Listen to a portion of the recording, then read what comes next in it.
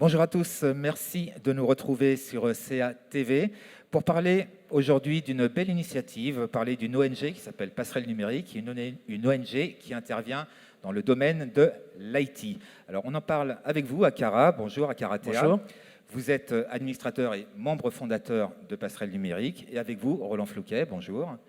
Vous êtes directeur des programmes de stratégie commerciale chez CA Technologies qui est partenaire, sponsor, on peut le dire, de Passerelle Numérique. Alors, Akara, ma première question va être pour vous.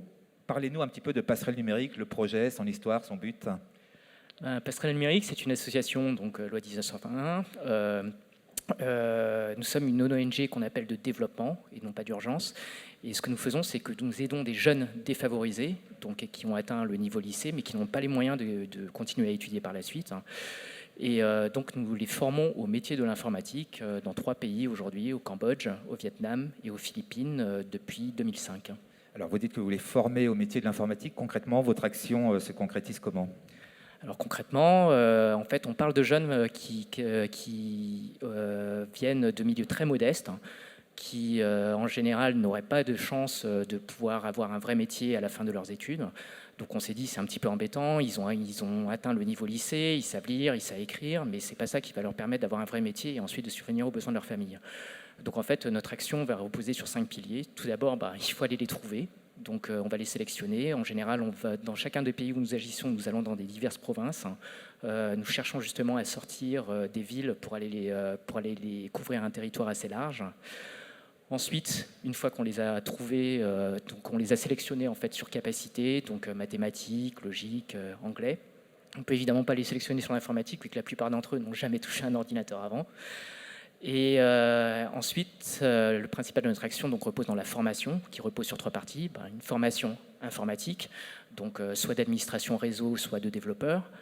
Une formation à la vie en entreprise. Ce sont des jeunes qui, quelquefois, viennent des campagnes, n'ont jamais mis les pieds dans une entreprise, n'ont aucune idée de ce qu'est une banque, une société de services ou ce genre de choses. Donc, il faut les former à leur futur environnement pour qu'ils ne soient pas complètement déboussolés le premier jour où ils mettent les pieds dans un stage ou le premier jour de leur premier emploi.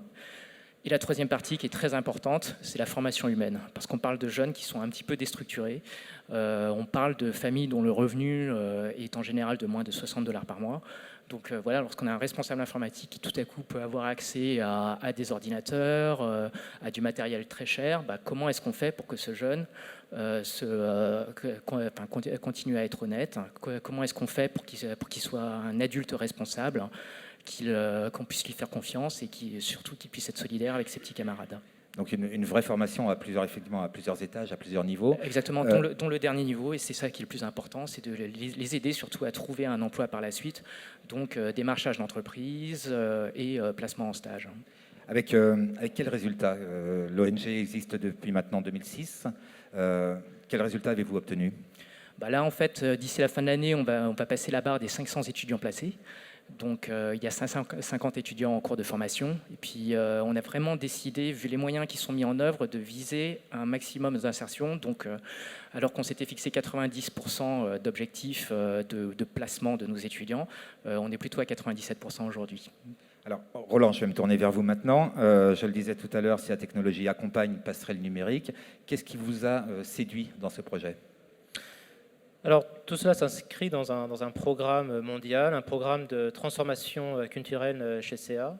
Il était important de localiser cette initiative mondiale en France pour prendre en compte les particularités de notre bureau, des personnes, et également dire les rêves de certains de ses employés.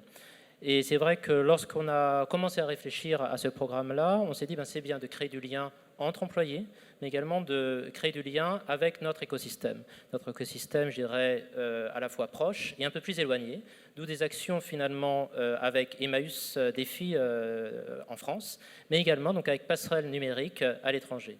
Et tout cela a commencé par des rencontres, de belles rencontres avec certains des membres de Passerelle Numérique et de CA Technologies.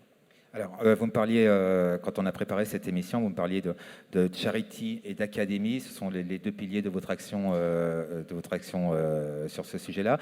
Et Ce qui est amusant, c'est que CA, finalement, ça fait Charity plus Academy. Oui, exactement. En fait, finalement, lorsqu'on a commencé à réfléchir à ce programme-là, c'est vrai qu'on a, voilà, on a revisité quelque part, on s'est réapproprié notre logo. Alors Charity, c'est vrai, donc voilà, c'est les actions qu'on organise avec notamment Emmaüs Défi. À Academy, c'est avec également être vecteur des défis de nos métiers auprès des universités. Et Passerelle numérique, c'est finalement les deux ensemble. C'est à la fois en effet de charity, c'est également les formations pour ces fameux étudiants, ces jeunes adultes qui vont être formés au métier de l'informatique. Alors, Roland, on va rester avec vous parce qu'on imagine bien que les besoins de Passerelle numérique doivent être énormes. Comment accompagnez-vous concrètement l'association ? Alors, il y a plusieurs volets. Un volet, on va dire 3 mécénats. Un mécénat financier tout d'abord, pour à terme financer une classe de 30 élèves au Cambodge. Il y a un mécénat également de compétences pour apporter des briques de savoir qui sont liées à notre métier, à ce que nous, employés de CA, nous savons faire, le meilleur de notre technologie mis à disposition justement de ces étudiants. Et également un mécénat médiatique. Et aujourd'hui, je suis heureux d'être avec Passerelle numérique ici chez CA Expo, mais également de relayer finalement ce partenariat dans les journaux, à travers les réseaux sociaux. Et puis tout cela, c'est une action, ce que j'appelle quadruple play, également parce elle implique les employés. Elle implique également le comité d'entreprise de CA. Elle implique également l'entreprise, la corporation elle-même, à différents niveaux en France, mais également commence à être connue, reconnue à d'autres niveaux, Europe et même au niveau mondial. Et puis quatrièmement, c'est auprès de nos clients et de nos partenaires. Alors, vous venez de le dire, effectivement, l'association commence effectivement à être reconnue au niveau national, au niveau européen et mondial. Et un petit scoop, c'est arrivé hier, je crois, avec Jean-Marc Ayrault à Cara. Oui, on l'a appris hier, c'est une exclusivité mondiale. Il se trouve que notre président, donc Benoît Génuni, qui était l'ancien patron d'Accenture et qui aujourd'hui est complètement investi dans l'association, était à Cebu, donc la ville où nous avons un centre aux Philippines. Il est tombé sur Jean-Marc Ayrault, qui a été emballé par le projet et qui a promis, donc on croise les doigts pour que ça se fasse, qu'il visiterait aussi notre centre au Vietnam, dans la ville de Da Nang. Très bien, effectivement, c'est bon signe, c'est de bon augure pour l'avenir. Enfin, dernière question pour vous, Akara. Comment, finalement, ceux qui nous regardent aujourd'hui sur CA TV peuvent-ils vous accompagner ? Est-ce que vous recherchez encore d'autres soutiens ? Oui, bien sûr, ce genre d'association en fait repose complètement sur la générosité des gens, sur leur solidarité. Donc nous sommes toujours à la recherche de partenaires financiers, de partenaires techniques, pour continuer à faire vivre l'association et l'aider à continuer à se développer. Voilà, on va juste donner l'adresse de votre site internet où les gens peuvent avoir de plus amples renseignements sur votre action.